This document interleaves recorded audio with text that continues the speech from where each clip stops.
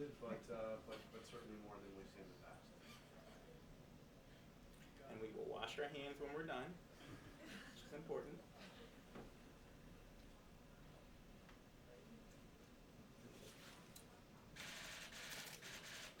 Thank you.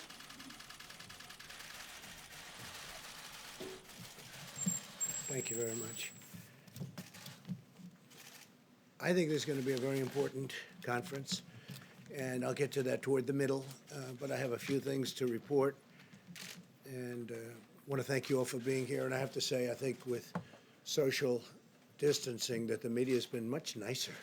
I don't know what it is, all these empty, these in-between chairs. You probably shouldn't have anybody sitting behind you either. You should probably go back. But I love it. It's so much nicer. But I shouldn't say that because you'll get me now. Thank you all for being here. And we continue our relentless effort to defeat the Chinese virus.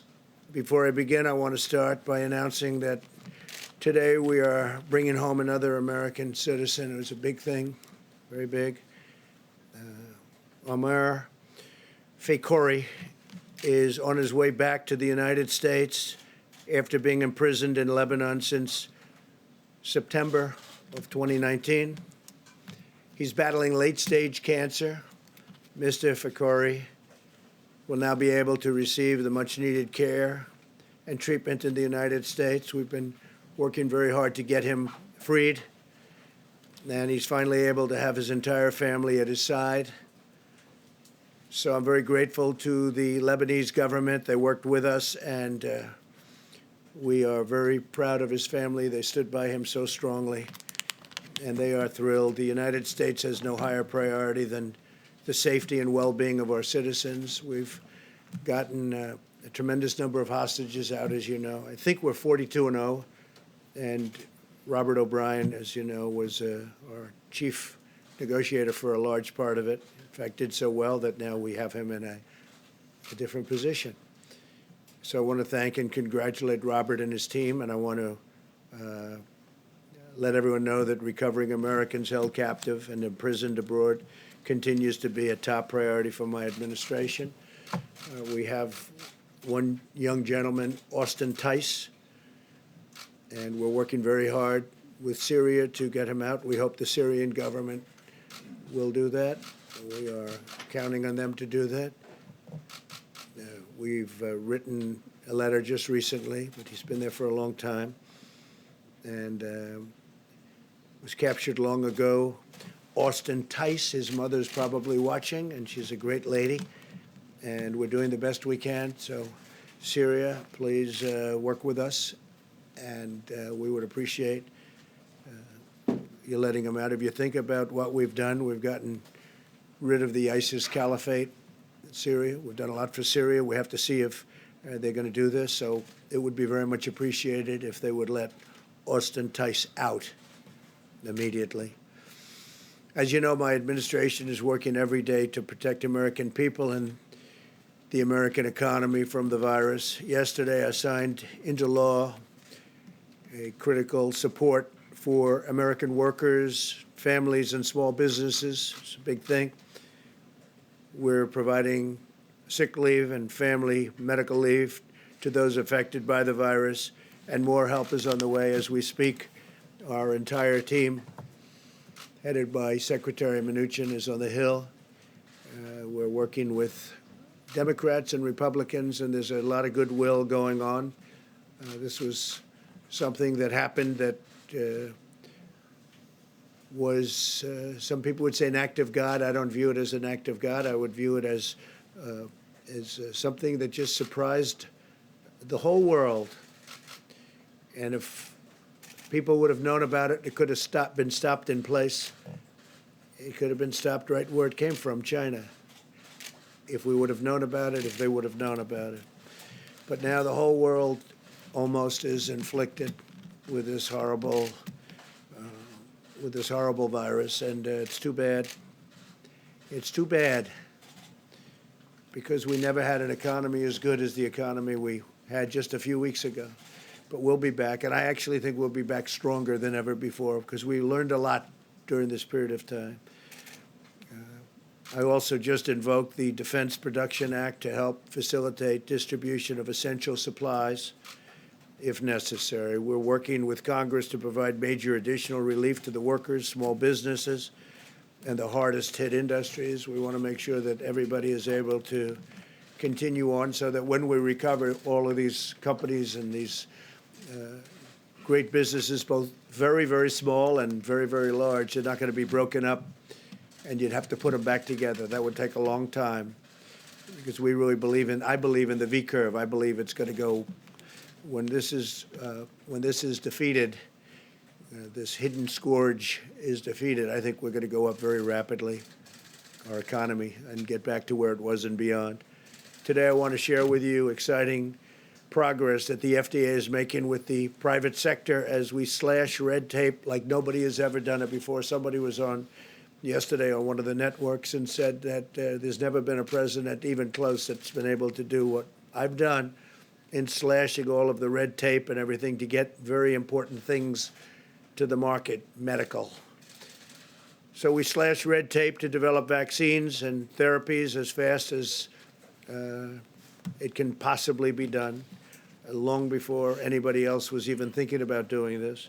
And as you know, earlier this week, we began the first clinical trial of a vaccine candidate for the virus, and that was launched in record time. It was just a few weeks, and that would have taken years to do, not so long ago. As we race to develop a vaccine, we're also pursuing antiviral therapies, and that's what really we're going to be talking to you about today. That's the purpose of being up here today. And to me, that's even more important. The vaccine, by its nature, you have to have long tests because you have to make sure what goes into somebody's body is not going to do destruction, do bad things. So you need long tests. And they're doing great with the vaccines, but it's still a long process. But the therapies are something we can move on much faster, potentially.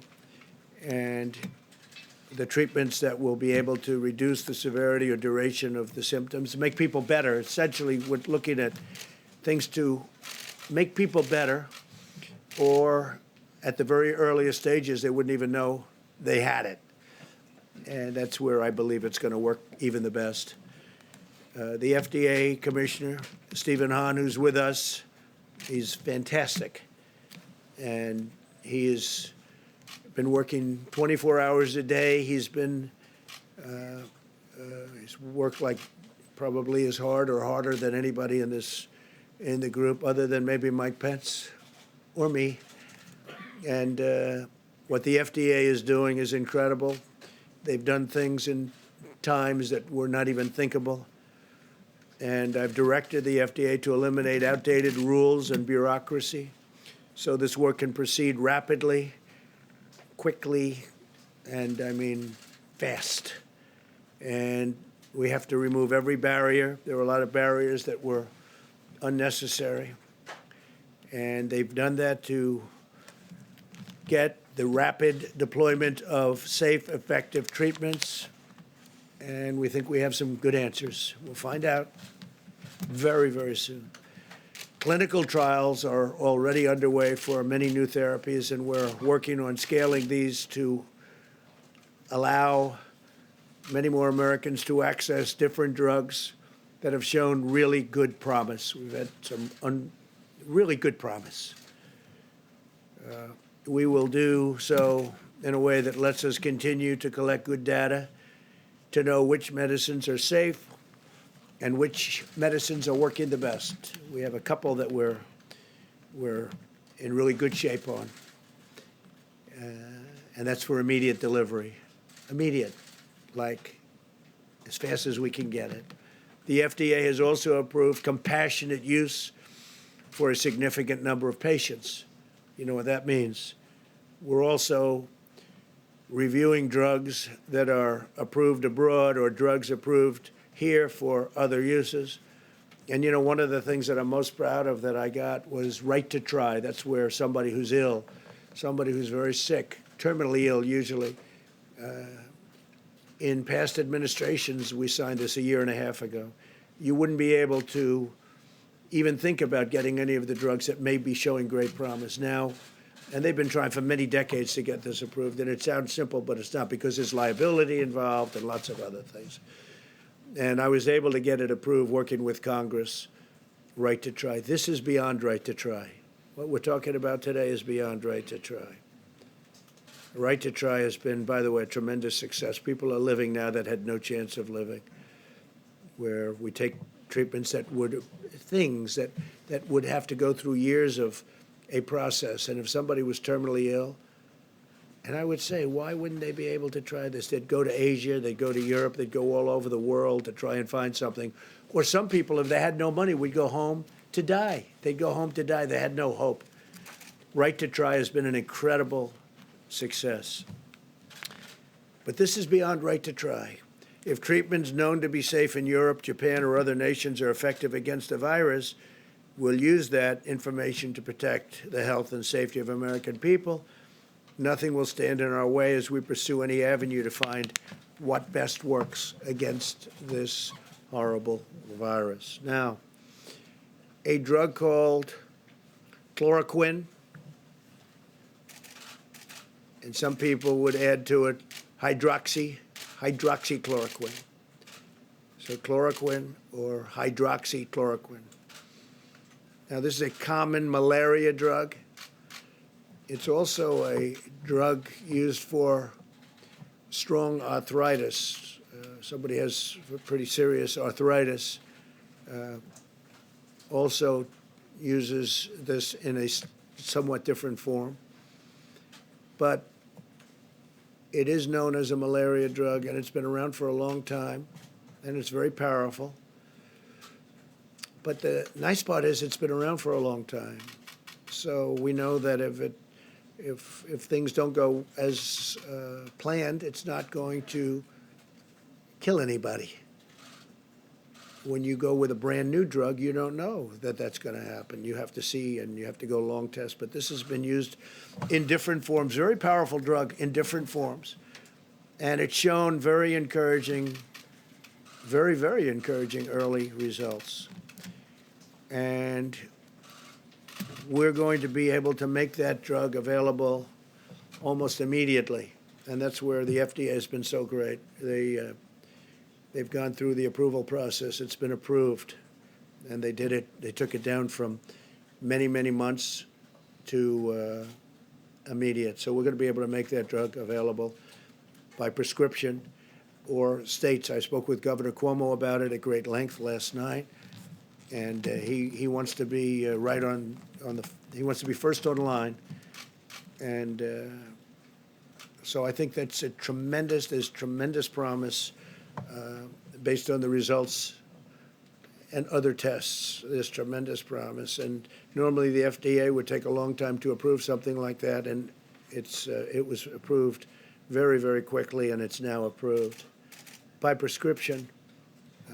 Individual states will handle it. They can handle it. Doctors will handle it, and I think it's going to be. I think it's going to be great. Then we're quickly studying this drug, and while we're continuing to study it, but the studying is going to be also done as it's given out to large groups of people, perhaps in New York and other places. We'll study it there. There are promising therapies produced by Gilead, and that's remdesivir, and that's a drug used for other purposes that's been out and it's had very good results for other purposes, but it seems to have a very good result having to do with this virus. And that drug also has been approved, or very close to approved in that case, by the FDA.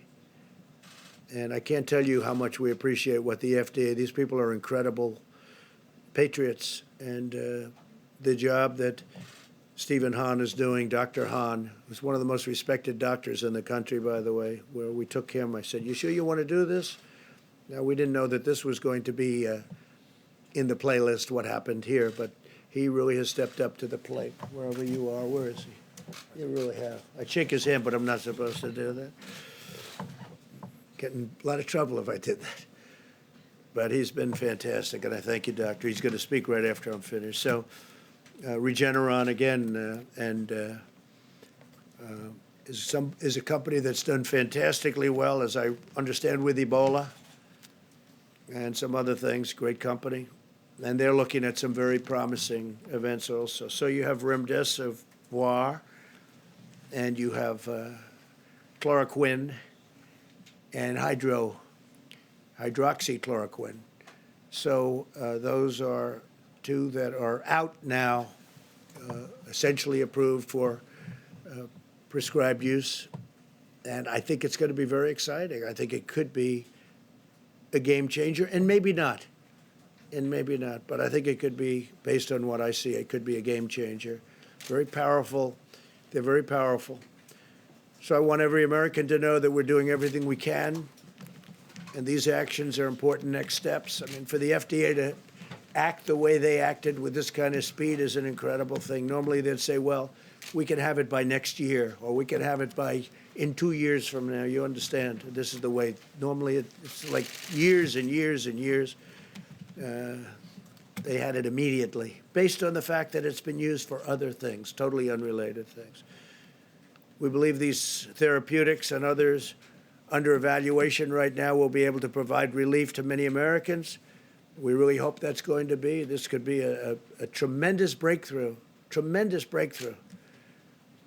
And we will work toward a much-needed vaccine in the future, as I said. And what we're doing with the FDA is so exciting in so many other fields. So many things are happening. It's a very exciting time for medicine. And we appreciate that the American public has pulled together. They're really staying home. And I think there's tremendous spirit in this country right now. It's spirit like a lot of people have not seen. People have not seen anything like it for a long time. And that means Democrat, Republican, they're pulling together. I hope everything's going good on the Hill. Maybe I shouldn't say this until I check out what's going on, because you never know. But I think there's a great spirit where the Democrats, the Republicans, and everybody else are getting together and they're trying to get things done. But most importantly, the American public has been incredible. We took the best economy we've ever had, and we said, stop, you can't work. You have to stay home. You know, there's never been a case like this. Normally, you pay a lot of money to get things going. Here's a case where we're paying a lot of money to stop things because we don't want people to be together so that this virus doesn't continue onward. So there's never been anything like this in history. There's never been. Nobody's ever seen anything like this. But we're doing the right thing. We have to get rid of. I mean, our big war is not a financial war. It's a war, and it's a medical war. We have to win this war. It's very important. With that, I'd like to just introduce Dr. Stephen Hahn. And again, I'd like to send back with Stephen our thanks to all of the people working in the FDA who are fantastic, talented people. We appreciate it very much, everything you've done, especially the speed that you got these two elements, these two very important drugs passed. Thank you very much. Thank you, Stephen. Thank you, Mr. President. I want to thank you for your leadership during this coronavirus outbreak, and thank you for the kind words about the FDA staff. We have 10,000 scientists, doctors, and others, and more than that, working around the clock to aid the American people in this fight against the coronavirus, and those words are very much appreciated, sir. Thank you.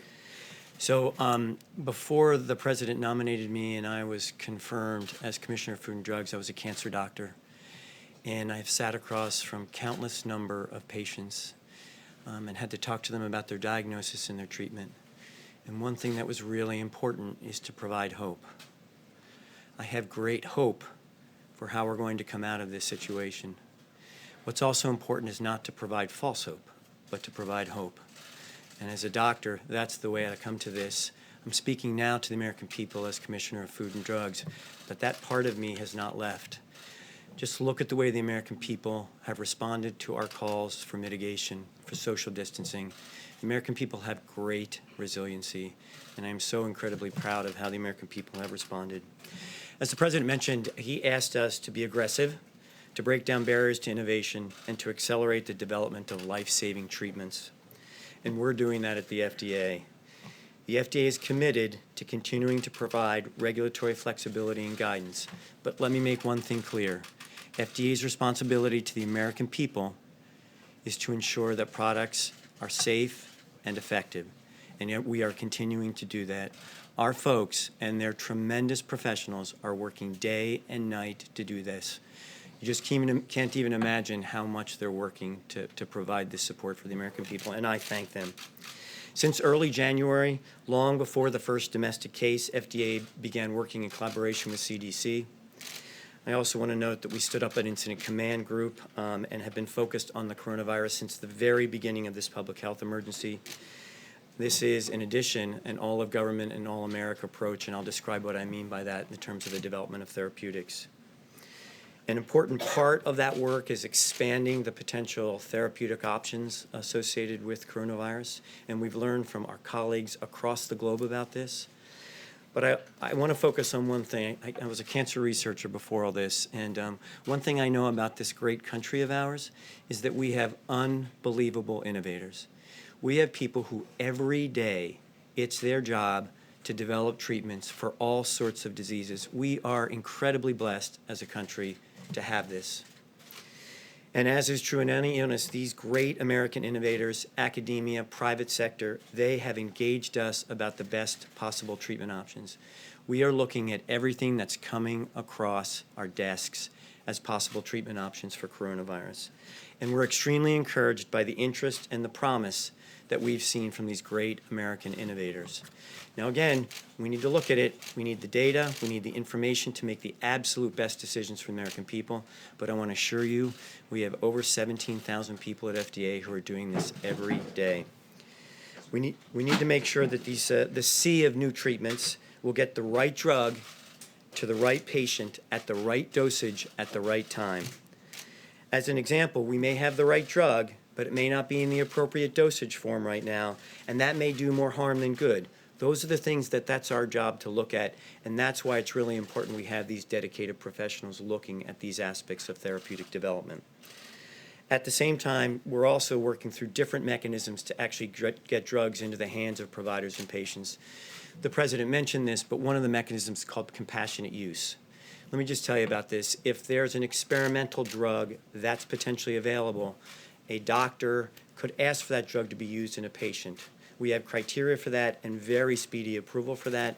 The important thing about compassionate use, and that's what the President meant, this is even beyond right to try, is that we get to collect the information about that. Because one of the things, and our promise to the American people, is we will collect the data and then make the absolute right decisions based upon those data about the safety and efficacy of the treatments. We are working expeditiously, and we are working to make sure that these products are as safe and effective as they possibly can be.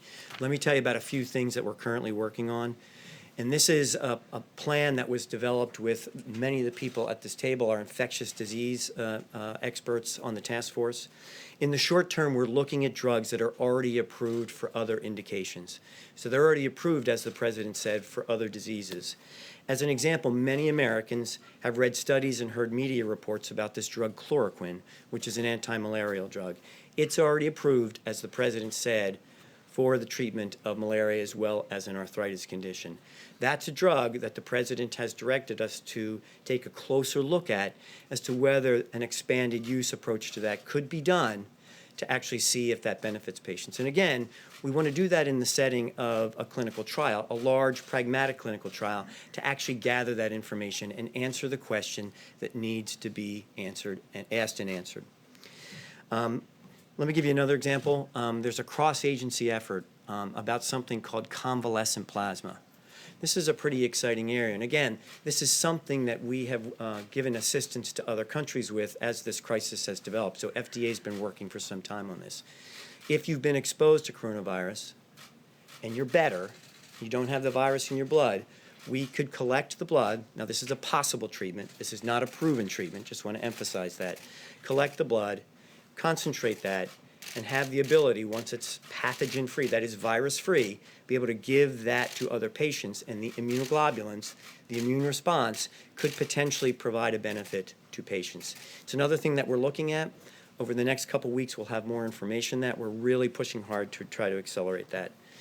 That's in the sort of more medium short term, and that'll be a bridge to other therapies that will take us 3 to 6 months to develop.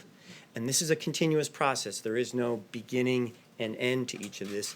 This is, we're pushing this through. The other great thing about the great innovators of America, some of them tell us it's taken us years to develop therapies. They're looking at pushing that to the months period of time. And we're trying to provide them the regulatory flexibility, but at the same time, the scientific oversight to make sure that gets done in the best way possible for the American people. The President mentioned that there is a vaccine trial currently being performed. It's a phase 1 trial, so it's the earliest study that gets done. We expect that to take 12 months to get to completion, to actually a time where we could approve a vaccine. But these are all things to bridge to the prevention part of this with a vaccine. It's exciting work, and the President is right. This is record time for the development of a vaccine, and impressive public-private partnership. The FDA's efforts to facilitate the development of these products are focused on ensuring timely access while also meeting the agency's world-respected gold standard, relying on strong data from clinical trials to determine if an experimental or an off-the-shelf drug that's used for something else can safely and effectively treat patients. We want to assure the American people that FDA is all hands on deck, as the President mentioned, these efforts, and continue to work with interested sponsors to help expedite the work. We remain steadfast in helping to foster the development of safe and effective therapies for COVID-19. Thank you. Thank you, Doctor. Thank you very much. Mike? Talk about the masks. Thank you, Mr. President. The White House Coronavirus Task Force met this morning, and on this very first day of spring, we continue to make steady progress toward President Trump's objective not only to marshal all the resources of the federal government, every state government, every local health official, but also to harness the power of the American private sector, and activities over the last day reflect all of those priorities. Yesterday, the President spoke with America's top physicians and nurses and garnered helpful insights about how we can best serve those who are serving Americans that are dealing with the coronavirus. We also had a productive call with over 5,000 state and local officials explaining the federal government's approach and our strong and seamless partnership with all 50 states and the territories. Last night, as you heard, the President signed the Family First Coronavirus Response Act, which provides free coronavirus testing, paid sick leave, family leave for caregivers, and food assistance for the needy, among a broad range of benefits. And today, as the President indicated, we expect that the Senate will begin work on an economic relief package. Later today, the President and I will meet again in a teleconference with the nation's governors. We will meet at the National Response Coordination Center at FEMA and outline President Trump's decision to have FEMA take the lead in our national coronavirus response. Our nation's response through FEMA will be locally executed, state managed, and federally supported. On testing, we want the American people to know once again that testing is available in all 50 states and is becoming increasingly available literally every hour of the day. Because of the public-private partnership that the President initiated several weeks ago with major commercial labs, I'm pleased to receive a report today that tens of thousands of tests are being performed every day. And with the passage of last night's legislations, state and private labs are now required by law to report all coronavirus testing directly to the CDC, which will give the American public and also give our researchers timely and important information. It's important for every American to remember that if you don't have symptoms, you don't need to get a test. We want to make sure that testing is available for people that are experiencing symptoms or have a genuine concern about having been exposed to someone with the coronavirus. Dr. Birx will address county-level data as well as the progress we've made on testing, and Americans can expect to see how an increased number of cases as our new testing system comes online should not be a cause of concern. She'll explain the importance of taking into account our new testing system as new data arrives over the next several days. On supplies, a priority the President has given to our task force. We continue to work with healthcare providers, businesses, and state leadership to identify available supplies, not merely in the federal stockpile, but much more importantly, available across the private sector. We're encouraged to see companies like Honeywell and 3M that I visited a few short weeks ago take advantage of the changes in the law last night that allow the sale of industrial masks directly to hospitals. Those companies have now greatly increased by the tens of millions their production of so-called N95 masks that will give our healthcare workers the protection that they need to minister to those that are dealing with the symptoms or the disease of coronavirus. Following the signing of last night's bill, all of those masks now have liability protection, and the companies can sell industrial masks to hospitals. It is encouraging, as we called out yesterday, to see construction companies all across America that are, as we speak, checking their supplies and donating those industrial masks to their local hospitals. And I know I speak on behalf of the President, who spent a lot of time as a builder, when we thank builders across America for partnering with our local healthcare officials. On the subject of ventilators, we're working with healthcare providers around America and suppliers.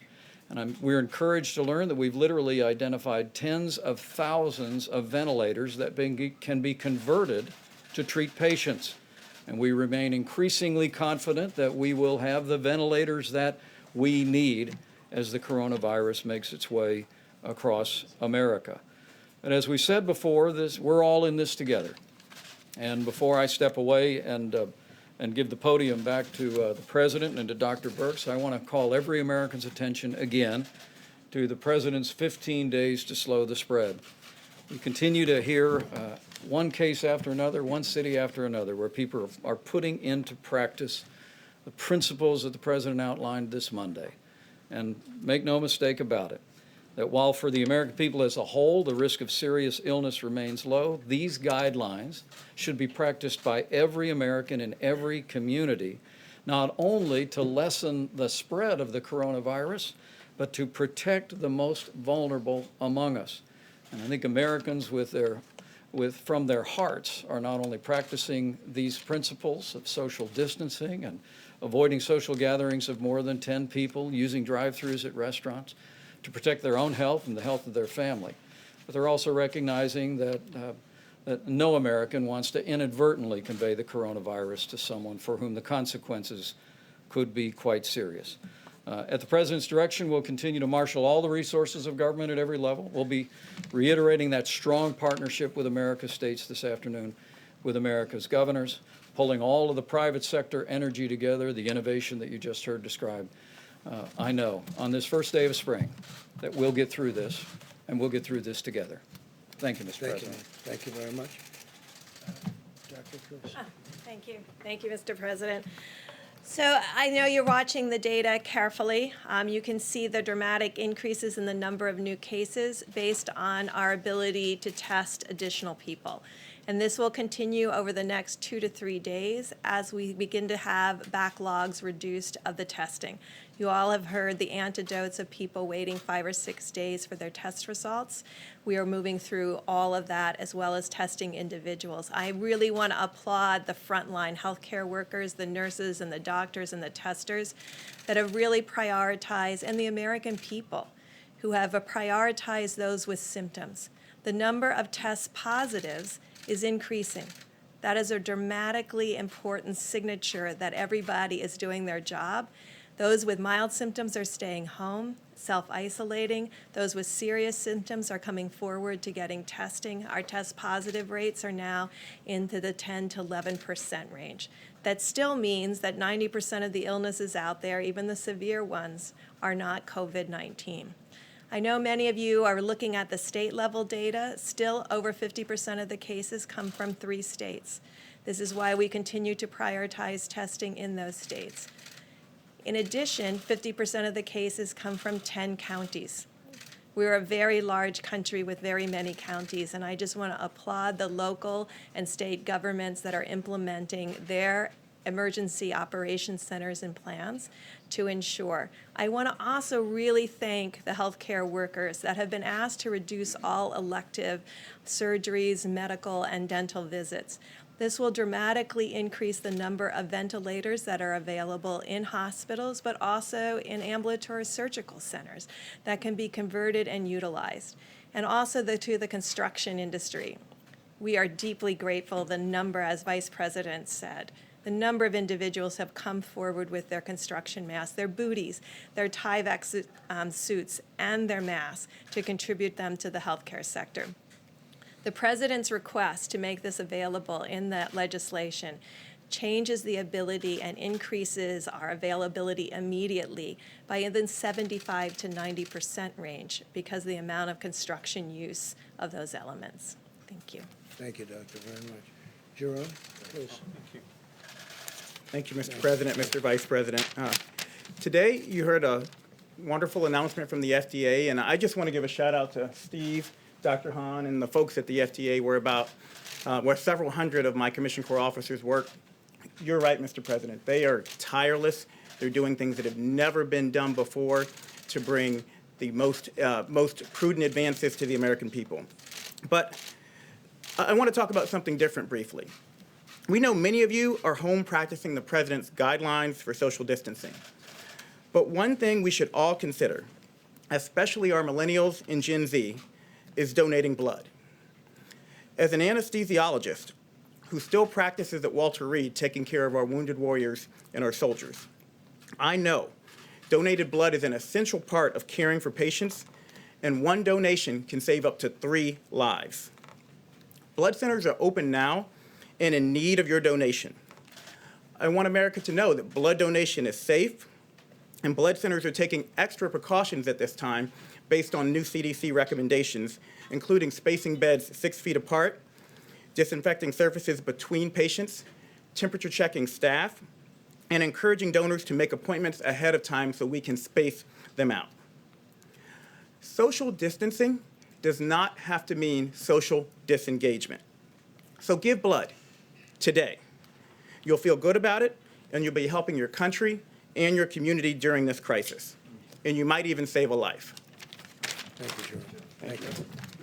Yeah, please.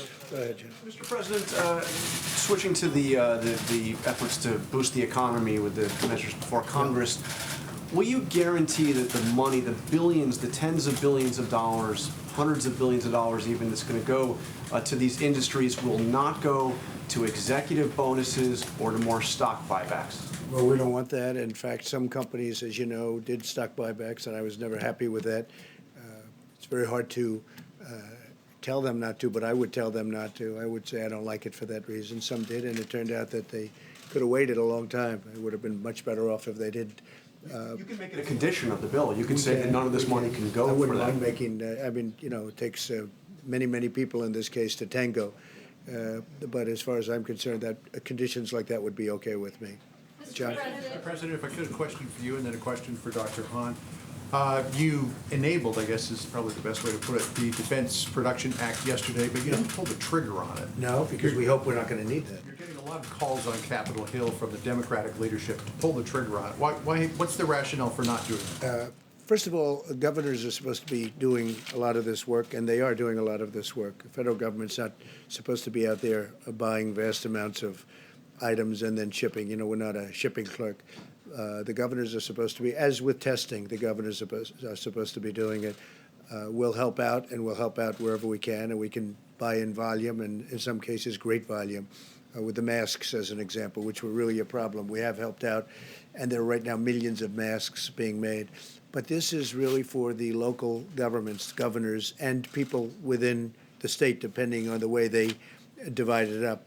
And they'll do that, and they're doing a very good job of it. Where you have a problem with ventilators, we're working very hard trying to find. Nobody in their wildest dreams would have ever thought that we need tens of thousands of ventilators. This is something that's very unique to this, to what happened. Under what conditions would you put the Defense Production Act into action? Well, if we were desperately in need of something, And we frankly will know about that very shortly. We want to be ahead of, we don't want to do it as it happens, but before it happens. We're going to know a lot over the next 2 or 3 days. We'll know a lot. For Dr. Hahn. Dr. Hahn, any idea when remdesivir will be available to the market? And are there any drugs in the pipeline that you believe could qualify for a treatment IND? So with respect to the first question, I'm prohibited by law to disclose confidential commercial information. What I can tell you is we're working very closely with the company on this, and we'll have additional information. They will, relatively soon. Yes, there are drugs in the pipeline. We're looking at every one. Everyone on this dais gets calls every day, as do all of our people at the FDA, about potential therapeutic options. We are looking at every single one of them. Mr. President, 2 questions for you. One on coronavirus, but just really quickly, are you confirming that Austin Tice is still alive? No, I'm not, but we're trying to find that out. This has been going on for years. Many years they've been trying to find Austin Tice. He was in Syria, as you know. His mother is an incredible woman. And I'm doing it for him, but I'm doing it for his mother. His mother's an incredible woman who's desperate to find her son. And I'm not confirming alive, but if he is alive, we would like very much to get him back quickly. Okay, and on coronavirus, speaking of shortages of supplies, the CDC has put out guidelines for hospitals that are dealing with a shortage of masks to use them beyond their shelf life, reuse them instead of getting new ones, and in a worst case scenario, use a bandana instead of a mask. How is that acceptable at all? Well, I haven't seen that, but I will let Mike answer that question, Vice President. I'm happy to, Mr. President. I can't emphasize enough the incredible progress that was made with the passage of the legislation last night. The President had me go to Minnesota and meet with 3M that manufactures these N95 masks a few weeks ago. And we learned of their production at that facility of 35 million masks a month. Less than 5 million of those were qualified to be sold to hospitals. So the President worked with Republican and Democrat leadership. We've extended the liability protection. So now that all the industrial masks that are manufactured as N95s are now available to hospitals, and we're seeing a dramatic increase in production. Honeywell alone is repurposing a factory that was destined for Mexico to produce another 120 million masks per year. 3M is increasing output to 420 million masks per year. We've put a priority at the President's direction on making sure those that are providing healthcare services to America have the protection to keep themselves and their families safe. And with the legislation last night, with the incredible response among these great private sector companies, and as we mentioned repeatedly, with construction companies around America heeding the President's call to donate their industrial masks to hospitals, it's happening all over America, we know we'll meet that need. But when will those be ready? Isn't that kind of sad they have to use a big... made, and when will they be ready, or at least we start getting them ready? Well, as I mentioned, 3M is increasing their output to 420 million a year. At production in January, they make 35 million per month at that facility. And we're prioritizing the distribution of those. But the other thing, and we'll emphasize this with governors this afternoon, is we're working with governors to make sure that the healthcare providers, the hospitals, and the clinics in their state are placing orders now that this tremendous increase in supply, particularly with industrial masks, is now available. We're going to make sure they understand that the supply has greatly expanded thanks to a bipartisan legislation and the accomplishment of the President. And the response by these companies is making more masks available. And we're going to make sure healthcare providers are purchasing those. And the federal government will also make sure that our stockpile properly reflects those increases as well. So, on the President's question, when will those masks be ready for, because they need them like today? They're available now. The 3M facility that I was at told me that in January they went to full production on 35 million masks. The legislative change means that all 35 million of those that started to be produced at full capacity in January can now be sold to hospitals. That's the distinction here. It's a very important change, and it's part of the way the President has been engaging the private sector, pushing the kind of regulatory reform and the kind of liability reform that has greatly expanded the availability of masks. So they're in the marketplace now. We're going to make it clear to governors, as we made it clear to healthcare providers in conference calls yesterday that those resources are now there. We've vastly increased the supply of medical masks, and we're going to continue to put a priority on making sure that we're calling on industry at every level, calling on major suppliers that the President met with this week to make sure that those personal protective equipment are there. Some for our of that healthcare had to workers. do with the liability to the company. They had a big problem with liability, and much of it had to do with the liability to the company. Mr. President, thank you. Two for you and one for Dr. Hahn. The American Hospital Association just told NBC News that they need $100 billion in order to address shortages in equipment and other infrastructure there. You just signed 2 legislative packages. They say it didn't directly give money to address this issue. Why not? And will you commit to making sure We're they looking get the at money that they issue need? directly with them, and that's a separate issue, but we're looking at that issue very directly. Will you make sure and We're commit to looking at it giving very them the money directly. that Well, they we're going need? to do our best on it, but we're working with Democrats and Republicans on that. We're looking at that very specifically. Can you bottom line people, when can Americans expect their lives to go back to normal? Will that not happen until there's a vaccine? I Mr. hope very President? soon. We'll see. This is uncharted territory, as you know. We think we have ideas. It doesn't help to say what the ideas are. I would hope very soon. We've pulled together as a nation. People are, for the most part, doing what they're supposed to be doing. The social distancing is very interesting, a whole new term that's become it's become somewhat of a hot term, but people are listening, and they're really doing a great job. This country is an amazing country. I think you're up to 141 different countries right now, so it's very uncharted territory. Could have been stopped pretty easily if we had known, if everybody had known about it a number of months before people started reading about it. You said you did Excuse me. Before we started reading about it, it could have been stopped in its tracks. Unfortunately, they didn't decide to make it public, but the whole world is suffering because of it. You did say a few days ago, though, you did have a sense that this was a pandemic that was coming. So why was the United States not prepared with more testing? We were and very supplies? prepared. The only thing we weren't prepared for was the media. The media has not treated it fairly. I'll tell you how prepared I was. I called for a ban from people coming in from China long before anybody thought it was. In fact, it was your network. I believe they called me a racist because I did that. It was many of the people in the room. They called me racist and other words because I did that, because I went so early. So when you say we weren't prepared, had I let these tens of thousands of people come in from China a day, we would have had something right now that would have been, you wouldn't have even recognized it compared to where we are. How many people have passed away? How many people have died as of this moment? You could multiply that by a factor of many, many, many. So when you say that I wasn't prepared, I was the first one to do the ban. Now other countries are following what I did.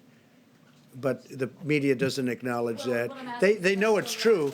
They know it's true, but they don't want to write about it. Yeah, go ahead. One for you and Can I then ask one Dr. for the Hahn a medical question? professionals. ahead. I wanted to just follow up on John and Caitlin's question. So it's not just masks. Doctors are saying now that they are desperate for other personal protective gear, gloves, other equipment. Governors are saying that they don't have access to respirators and they're terrified.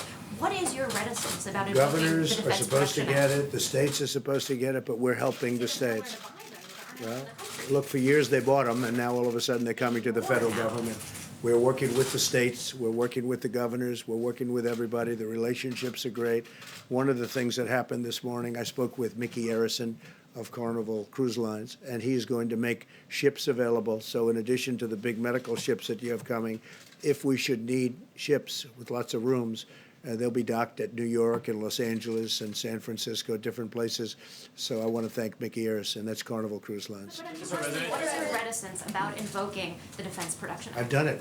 But you've said that you don't I've done want it, yeah. to invoke it. If we find that we need something, that we will do that. And you don't know what we've done. You don't know whether or not we've ordered. You don't know if we've invoked it. You don't know what's been ordered, what's not By been your tweet ordered. last night, I can you only said tell you you that, as an example, masks. Nobody ever heard of the number of masks that's been ordered. They're being made now, and many are available now. But people, I think, in the media probably don't know that. Go ahead, behind it. Thank you. Could you explain the gap for the American people and what you're saying here today about there being tens of thousands of tests available, about how there being a huge amount of masks available, and what we're seeing on the ground, which is really the opposite of that. People are saying that they can't get tested even when they have symptoms. People are saying that doctors are telling us they don't have access to vital equipment. Can you explain that gap?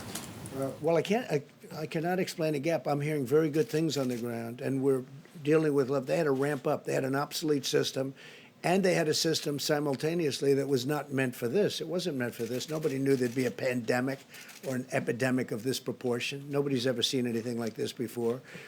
I can tell you that what we're doing is we're working with local governments, with states, governors, even mayors, on getting them to be able to get what they need. And the system is starting to work out very well. But we had to break a system, like breaking an egg, because the system we had was obsolete and didn't work. And that was a system we inherited. And now we have something that's really been very good and certainly going to be great for the future, too. Yeah, Brett. Mr. President, there seems to be a backlash building among congressional Republicans and then your supporters about a corporate bailout. In particular, Senator Mike Braun said that this could harken back to 2008, where we're picking winners and losers, and he indicated that he and some of his colleagues may not be comfortable with that. What do you say to that? Well, we don't want to pick winners and losers. We want everybody to benefit. We want, I think, more than anything else, the workers to benefit. And sometimes for the worker to benefit, you have to go through the company because they have thousands of workers. And if the company goes out of business, no fault of their own, those workers aren't going to be able to receive a check. So look, our ultimate goal are the people. Our ultimate goal are the great people of this country. And we will have things worked out, I think, that are going to be very well. It's a very complex formula. You understand that. Very complex. But it's working out. I think it's going to be very well. I think we're going to have pretty uniform support for it. Please. Mr. President, we're hearing the State Department is going to put out an advisory telling Americans not to travel overseas at all. Are you putting in an overseas travel ban? We're speaking with the State Department later. I can't say right now because I haven't had the meeting yet. Thank you, President Trump. I wanted to ask Dr. Hahn about today's announcement, if I could. Yeah, please. Dr. Hahn, thank you so much. I wanted to ask about remdesivir, I hope I pronounced that correctly. Can you say, is it currently approved for use on the virus? So remdesivir, and it's a drug made by Gilead, that's been in the press. It is currently in clinical trials here and around the world. We have also made it available by that approach that I told you called compassionate use, where a doctor could ask the FDA for that. And the really positive thing about that gives it rapidly to a doctor and a patient, but it allows us to collect the data, because what we really need to do is understand what the data and science are in order to make the appropriate decision about safety and effectiveness. So how do you just make sure that it is safe? And I mean, is there any concern at all that it will be safe, considering that it's not going through the normal process and could potentially cause negative effects? Dr. Fauci earlier talked about we do not want to put out anything that could cause negative effects. Is there any concern about those kind of things with this drug? So, yeah, thank you for that question, because I just want to be clear about this. Remdesivir is going through the normal process. We are using our internal processes at FDA to set up with the company the protocols to actually collect the data. And you're right, we need to actually know about the safety and the effectiveness, and that's done through the clinical trial process. So it's those data that are going to inform the decisions that are ultimately made about safety and efficacy. This is an unprecedented situation. This is a really significant time. And one thing that, with the President's leadership, FDA has done is said, okay, how do we approach these extraordinary times with extraordinary measures, knowing that we have a sacred trust with the American people about safety and efficacy, but still at the same time enable these treatments to get into patients, and that's what we're doing. Mr. President, one for you and one for the doctors. How likely is it that the 15-day guidance that you have put through will be extended? I can only tell you on the 14th day, and we'll have to see. We'll have indications later on. Dr. Birx indicated that there are 3 states and 10 counties, if I got that right, where 50% of the cases are focused. Should those areas be doing more measures such as shelter in place? I think they actually are doing a lot. I mean, I know New York is working very diligently, been very strong. I assume San Francisco is one of the areas, and Los Angeles, and state of Washington, obviously, that's one that has to be up there. They're all working very hard to quarantine, or words just about the equivalent of quarantine. What is your plan, sir, for government workers? Are you moving for the government as well to start doing more teleworking? We are, and we're using the medical term of telemedicine, and it's been incredibly busy and really, where people don't have to, I mean, some people can't do it anyway. They can't get up, they can't see a doctor.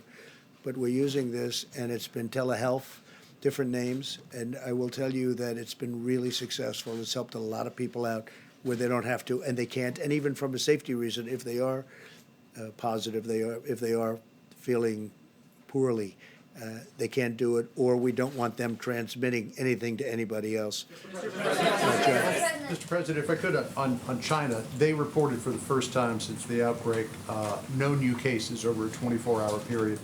Do you have any reason to disbelieve them? And second to that, the National Security Council yesterday put out a tweet very critical of the Chinese government, saying the Chinese Communist Party suppressed initial reports on the Chinese virus and punished doctors and journalists, causing Chinese and international experts to miss critical opportunities to prevent a global pandemic. Could you expand? Well, it would have been much better if we had known about this a number of months earlier. It could have been contained to that one area in China where it started. And certainly the world is paying a big price for what they did, and the world is paying a very big price for not letting them come out. Everybody knows that. We all know that. As far as believing what they're putting out now, I hope it's true. Who knows? But I hope it's true. I really do.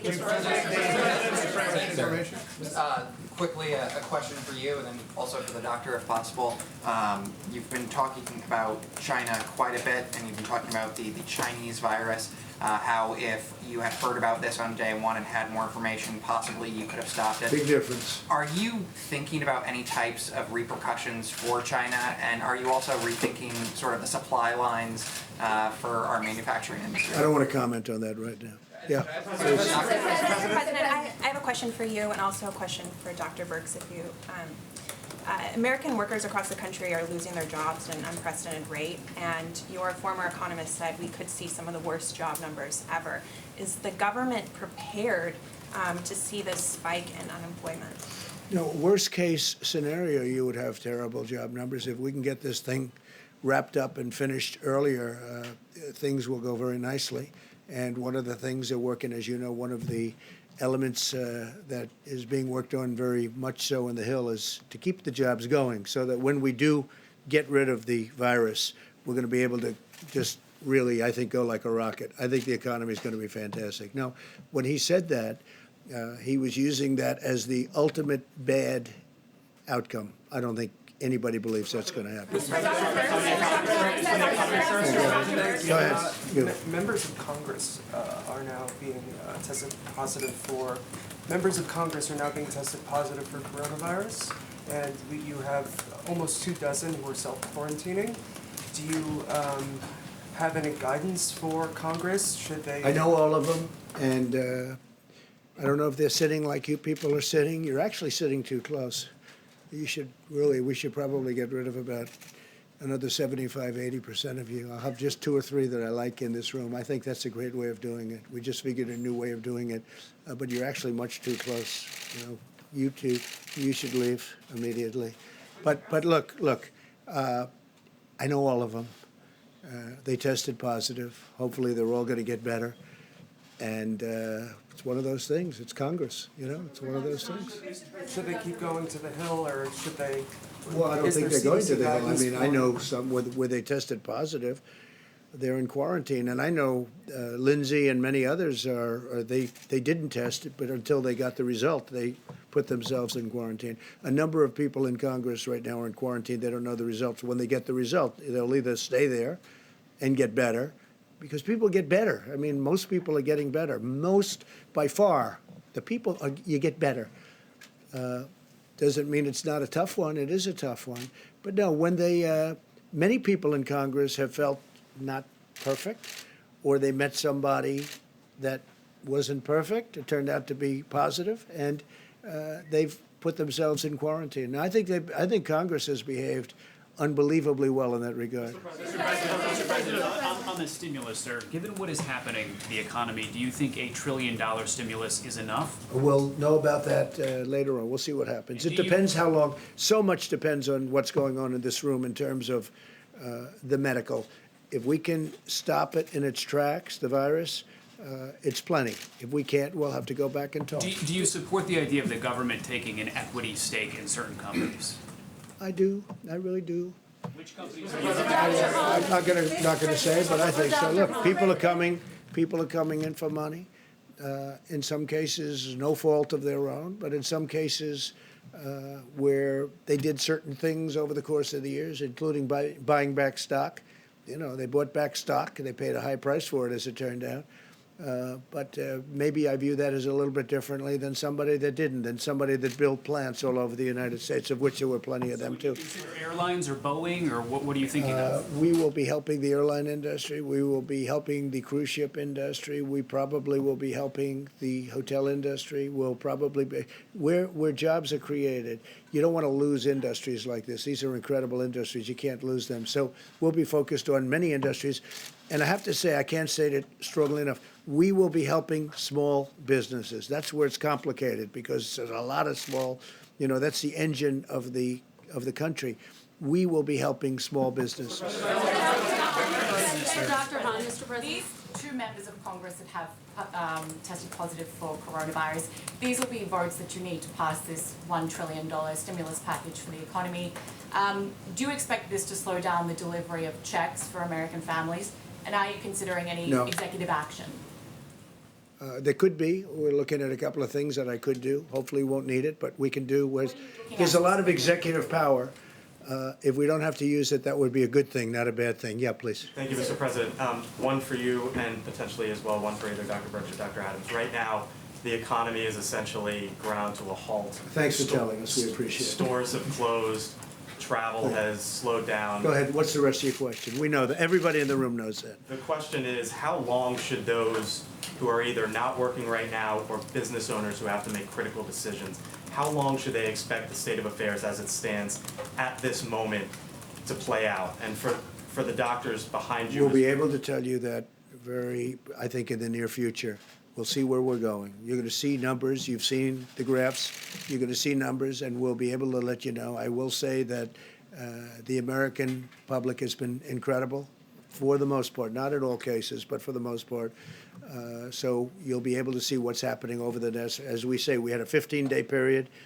You'll be able to tell a lot in a week or so, not everything, but we'll be able to see over a period of time. And for all the parents that are home right now, and this is a question for Dr. Birx or Dr. Adams, who are caring for their children and are curious as to when might my kids be able to go back to school, what do you think is a realistic timeline?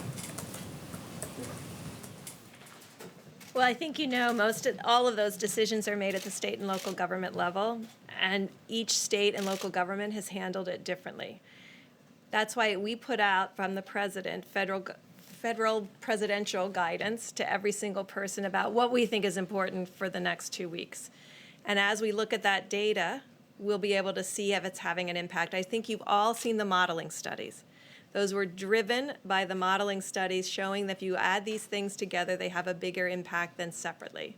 And so those are part of the decision making. We had a whole group of modelers in yesterday. They're compositing all the data together to look at this carefully, because everyone has those same questions of what the impact will be and what pieces could essentially be removed and you still have the same level of impact in decreasing the spread of the virus. The absolute key to this, though, is every single American looking at the president guidelines and taking it seriously. The acts of selflessness that I am seeing are so impressive across the board. But if even 10 or 15% of the population decides that what they're doing today is more important than the health and welfare of the rest of the Americans, they can spread the virus in a very strong way because the level of contagion. And I have to say, if chloroquine or hydroxychloroquine works, or any of the other things that they're looking at that are not quite as far out, but if they work, your numbers are going to come down very rapidly. So we'll see what happens, but there's a real chance that they might work. Go ahead, please. In the back. Go ahead. Thank you so much. What is your message for some leaders in Latin America, like the president of Brazil, who just on Sunday was taking photos with supporters and encouraging mass demonstration? And just yesterday, the president from Brazil said that we should not be surprised if we see him in the next few days in a crowded subway in São Paulo or in a bus in Rio, because he is the president and should be with the people. What do you think about that, and what is your message? Well, he's a friend of mine, number one. And number two, we had dinner the other night, and everybody said he was positive, and he wasn't positive. He tested negative, so that was, I was quite happy when I heard that. But I have no message for him other than he's doing a good job in Brazil. He's doing a good job in Brazil, and he's very popular. How about encouraging mass demonstration at this moment? I can't tell you about that. I don't know about that. I have not heard that. He's doing a very good job. Brazil was very troubled before he got there, and the people love him, and it's popular. I think he's doing a very good job. Mr. President, there are Americans who were traveling abroad who were essentially stuck, unable to come home. We spoke to a group of 10 women who, Americans. 10, Where? Well, we spoke to 10 American women who were in Morocco, for instance. All the flights have been canceled. Their hotel is shutting down. They literally have no place to stay and no way to get home. They are asking you, they're asking the administration, the U.S. government for help. What can be done? We know about it. We have groups. We have a group of young people in Peru, and we're working on taking care of that with the military. So military evacuation? Yeah, we're looking to take, no, not evacuation. We're trying to get them out. And, they got caught. They were late with their flights. We gave them a period of time. They didn't make it, but we're looking to get them out with military, probably through the military.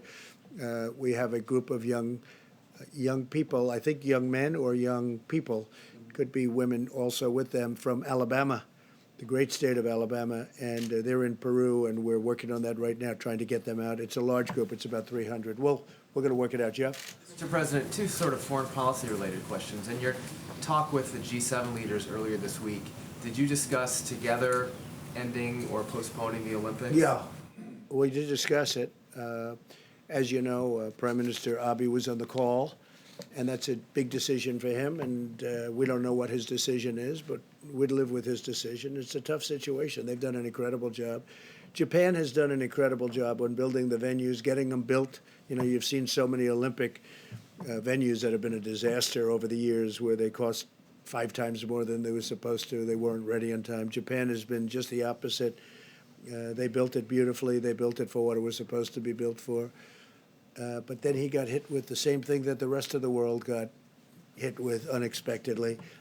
He has told us that he has not made a decision as to what to do. And also on foreign policy, have you spoken to the leaders of Saudi Arabia or Russia and encouraged them to stop this glut of oil that is affecting the market? Well, the one thing I will tell you is that from the standpoint, you always get a little bit torn, because, until we became the leading producer, I was always for the person driving the car and filling up the tank of gas, and you'd have gasoline, and the prices were, if they were too high, I would always raise hell with OPEC. And I was always somebody that likes seeing, I never thought I'd see $22 and $24 and $28 a barrel, but that's what we have. And in one way, our consumer is very much helped. It's like a massive tax increase. That's bigger than any tax decrease that you could give. We can give all these big tax cuts, but they're paying so little for gasoline. But on the other hand, it hurts a great industry and a very powerful industry. So I spoke with numerous people that have a lot to do with it, and we have a lot of power over the situation, and we're trying to find some kind of a medium ground. It's very devastating to Russia, because when you look, their whole economy is based on that, and we have the lowest oil prices in decades. So it's very devastating to Russia. I would say it's very bad for Saudi Arabia, but they're in a fight. They're in a fight on price. They're in a fight on output. And at the appropriate time, I'll get involved. Yeah. And forgive me if I missed it. What will the Carnival cruise ships be used for? Well, Mickey called up and he said, if you need them, and we haven't said yes, I'll call Governor Cuomo. I'll call Gavin Newsom, governor from California. I'll call a few of the other governors. Are going to bring it up today because we're meeting through telephone, telephonically, as they say, in a little while at FEMA. I'm going over to FEMA from here. You're thinking increased hospital beds? Well, you can increase places to stay. Let's say places to stay, if it works. I mean, I don't know, maybe people won't want them, but he made the offer. It was a very generous offer. And he said that he has some ships that would be ideally suited for what we're doing. And certainly they have a lot of rooms. They're big and they have a lot of rooms. So we appreciate it from Carnival. At what point in the future will any American who wants a test be able to get a test? Because you're talking about not needing a test right now if you're not showing any symptoms, but a lot of Not needing the test? or only getting tested if you're showing symptoms, but a lot of this. Well, no, you should only get. You should. I didn't have any symptoms and I got a test, but I got a test because you people were driving everybody crazy. So that's the only reason. I had no symptoms, but I had a test. And my doctor told me, don't get it, you don't need it. Everybody said you don't need it, but I had to do it because the press was going crazy.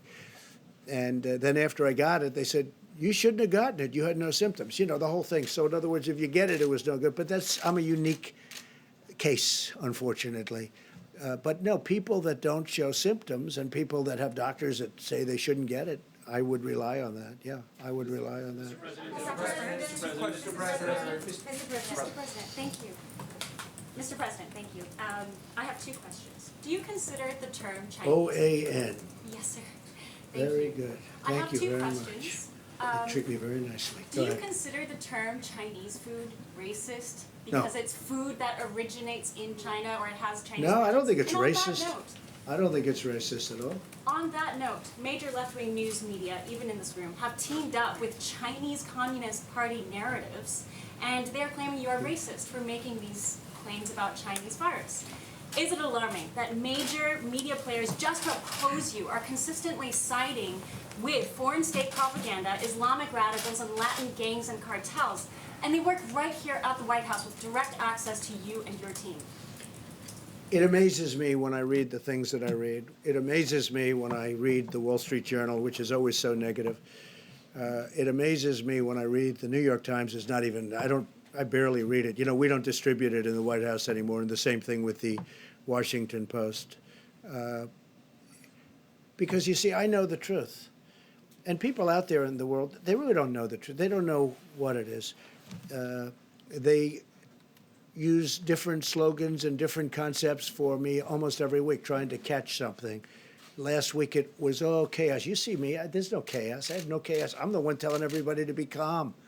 There's no chaos in the White House. We have unbelievable professionals. It's really, I think I came up with the term. I hope I came up with the term, but it is fake news. It's more than fake news. It's corrupt news. They write stories without calling anybody.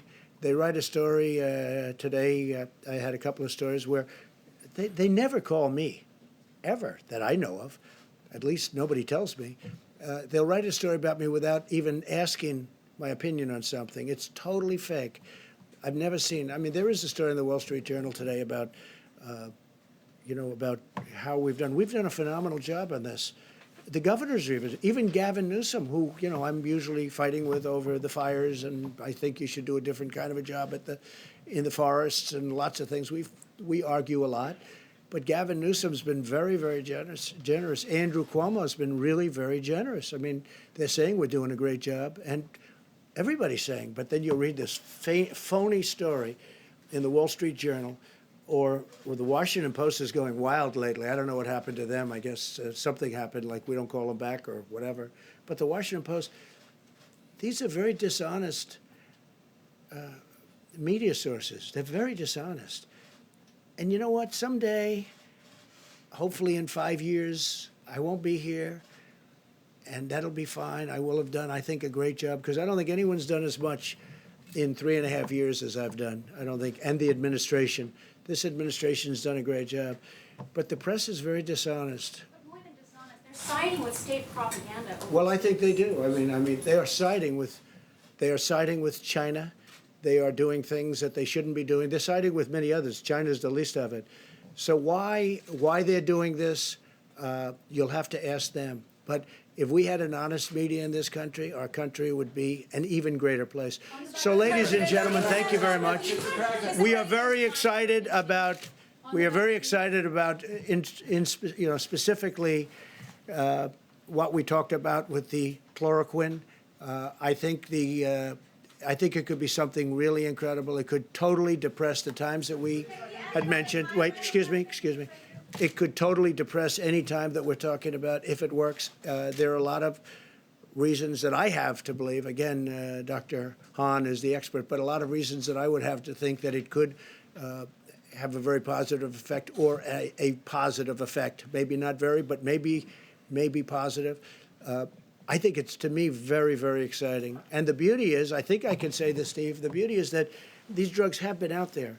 So the really danger part of the drugs, especially chloroquine, it's been out there for years. So we know it's something that can be taken safely. So it's very important. Go ahead. Dr. Hahn, can you just give a little bit more information about that, the process by which folks are going to be able to actually use these medicines? Because I believe there were at least 2 cited, maybe more. How quickly do you think people will be able to use them? And then if you can update us on the vaccine, I know it's fast-tracked for Well, the president has asked us to expedite this, and what I want to assure you, because of the questions that were asked, we want to make sure that this is done well and right for the American people.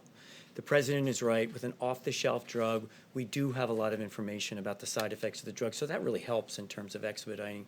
But I want to assure you that we're working as quickly as we can. I don't want to speculate about a timeline at this point. With respect to vaccines, that's in phase 1 trial, as I mentioned.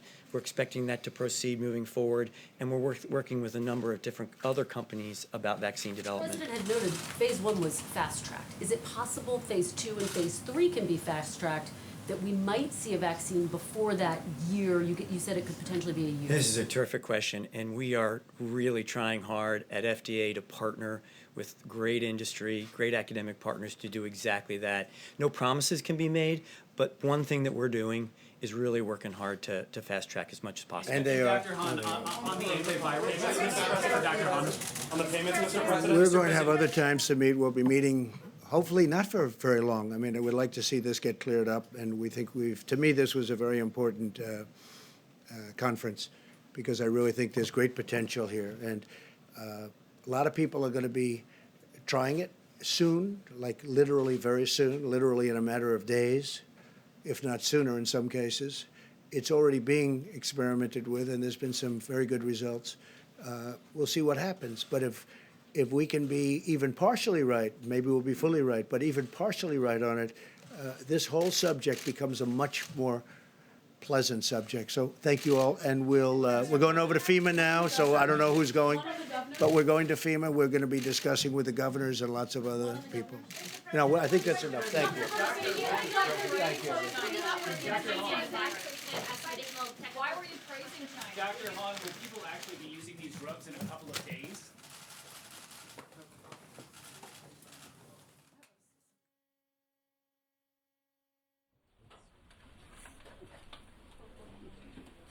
You're a good man, Charlie. Wrapping up this coronavirus update from the White House with, you may have noticed, fewer people at the podium and also some distance among reporters in the press seating area, with everyone apparently taking care to observe the recommended social distancing. Some news regarding the effects of the pandemic. The Wall Street Journal has an article that reads, in part, the American Trucking Association's industry group has asked the Trump administration to exempt truckers delivering essential goods from travel and other restrictions aimed at containing the pandemic. Trucking capacity is getting tighter as demand surges from retailers and manufacturers hustling to replenish stores and distribution centers cleaned out by shoppers stockpiling food and sanitizing supplies. You can read that